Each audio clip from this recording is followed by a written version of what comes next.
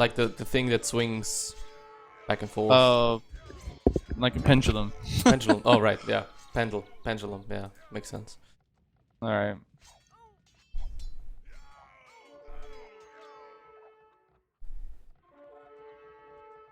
At this point, I almost feel like they should be making some hussars. Just a raid, right? They're fast. They can Just escape the champions as well. yeah, that would actually be an effective way to raid. Especially on MbL's economy, he doesn't have any castles whatsoever around his farming economy. Well, both players should definitely be trying to like knock the other off of wood. Um, thing about MbL though is he has all these back trees that he hasn't even started to cut at all, which is really nice for him if he wants to do a late game. And it looks like MbL is going for those wood choppers there in the middle of TaToH, which is really nice for MbL. I don't know why all you guys are complaining about the stream when I'm not even They're dropping what? frames. They're complaining about the stream that it's freezing or a slideshow, but I'm not really dropping any frames, so I'm a little bit confused. But anyway, let's get back into the game, and it's still the same as 30 minutes ago. I think they could have just played... Like, they could have shown me this picture 30 minutes ago, and I would have been so convinced that they didn't skip anything. But now he got the relics, nice. And does TaToH have the gold to make a monk? I don't think so, but he could sell. This would still hurt if he was to make a monk, or if he would sell to make a monk.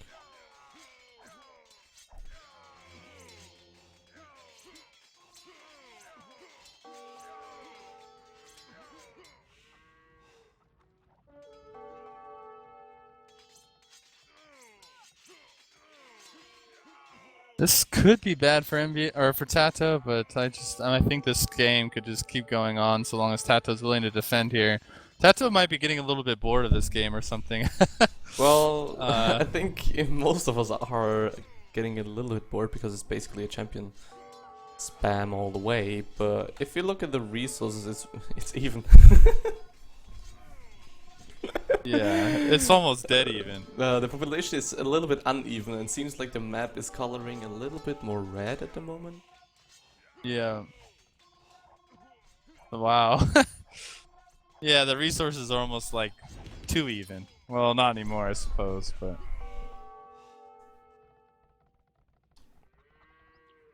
The thing is, though, even if this game were to go really long, MbL has such a nice advantage with how he hasn't even cut those back trees.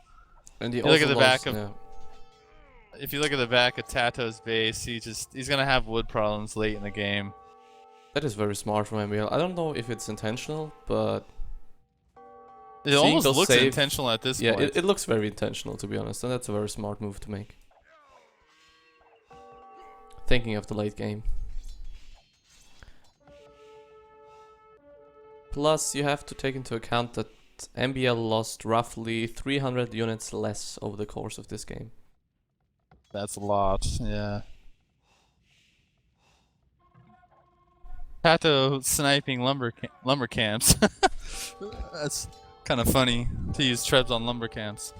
Ah, well. And he will lose those trebs now. Maybe he thinks it's 3 hours down the way already. Then it would be worth it.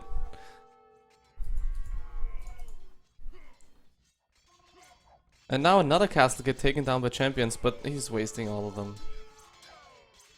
I don't think this castle will go down. No. But TaToH with 0 stone now, so at least he can't repair castles anymore. MbL making rams in that middle siege workshop. Oh nice, he's pushing out. He nearly gained control of this hill entirely. It's quite nice to see. Resources are still spectacularly even. And both players maintaining the pop. Oh nice quick wall, look at that. And quick wall being denied. So not a nice quick wall, yeah. Well, it was a nice quick wall until it got broken. It was a nice attempt. Yeah.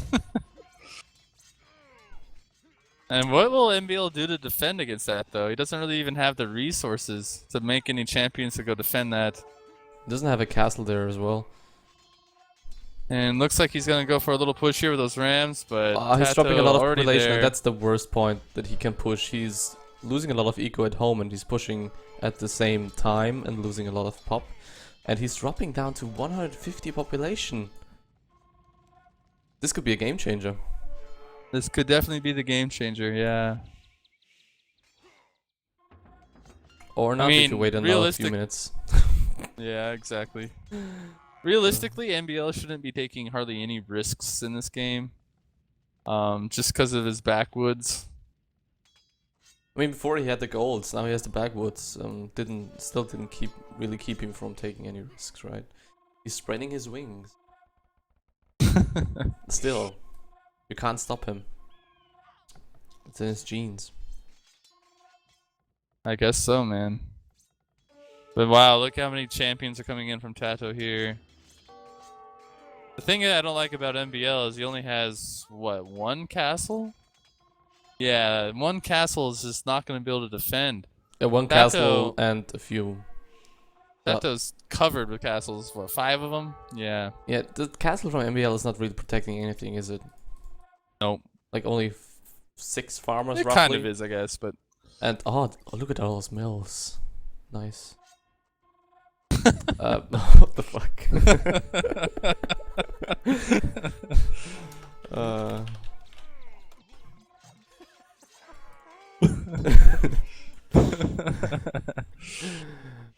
But yeah, this is suddenly looking really bad for MbL. If he can hold for another couple minutes and get everything else back up, he should be able to win the long game. But he almost just threw this game away. Yeah, I think it's hurting now. Middletown is hurting him a lot.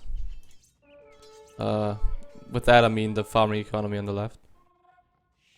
Where he never plays the castle the entire game. And now he's, yeah, down by 50 population, and that's mostly in villages.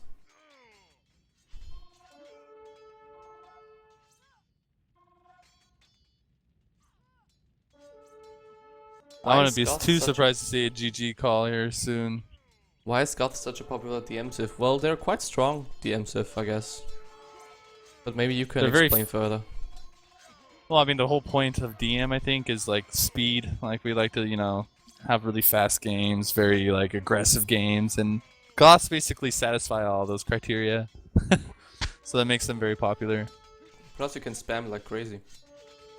Yeah, you could spam like crazy. I think you can get more pop with Goths than with Huns, right? You could do more what? More pop quicker with Goths than with Huns. Definitely, right? definitely, yeah. Yeah, you could go upwards of like 140 or 50 at minute 4, whereas in Huns, like 110 is a phenomenal 4-minute pop. So.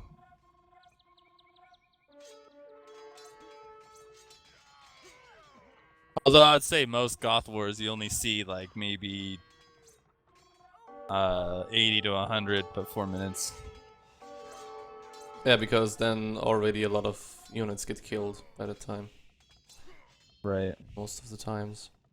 MbL's resources are not looking good, and he's down 60 population. So he's slowly dying at the moment. And his villagers are dying as well. Oh, now his resources are looking better again. This is so weird. I guess when it's not if MbL can make a comeback from what he just did, from like his near suicide, if he could make a comeback right now, that would be very impressive. Well, if one He's can, starting then to it's tap into MbL, I guess. He's starting to tap into his backwoods, which is now he's probably thankful that they're there. His population is definitely going up though. But look at TaToH, he has so much resources. He's obviously sold a lot, so he's got a lot of gold. He's gonna be really pumping in the champions right now. If MbL is gonna have a really hard time holding here in the next couple minutes.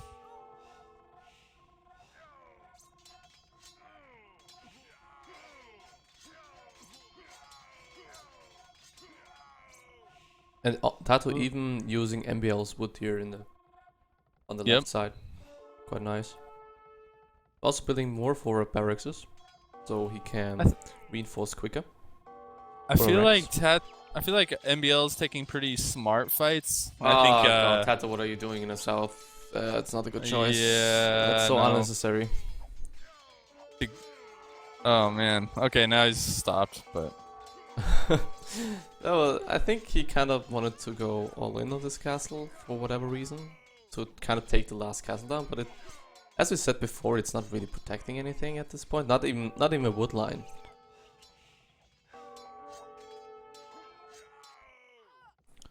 But seems like TaToH is now slowly gaining control of the map, and all these barracks will be very hard to take down for MbL if he ever wants to push out again. This is just about to be GG, I think.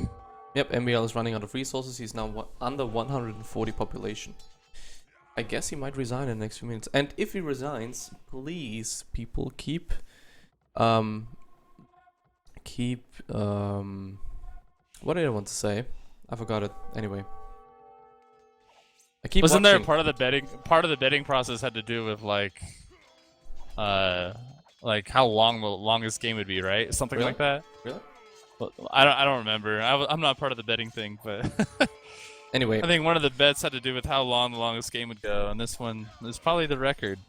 What I wanted to this say week. is keep watching, because right after this, I'm going to stream Sacrifice vs KD, the recorded games that were played yesterday, and you're all so welcome to co-cast them, Kellan. Oh, nice. Perfect. Let's do it.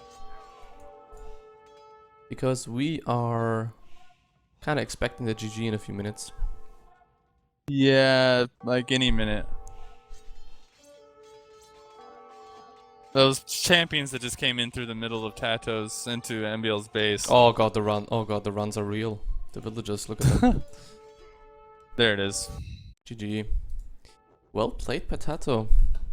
Well played, yeah. I mean, 3-0. considering how MbL had him set up to win that game, maybe not set up to win, but at least it was really close with an advantage for MbL. And TaToH managed to come back and win it. And it looked really bad there for a minute when TaToH had lost his monastery. Remember that? When he lost his monastery, his population had dipped down. It looked like it could be bad for MbL, but then TaToH came in with that raid on the left and managed to beat MbL's push. That really changed the game. And TaToH takes the win. A nice 3-0 convincing win by TaToH for this series.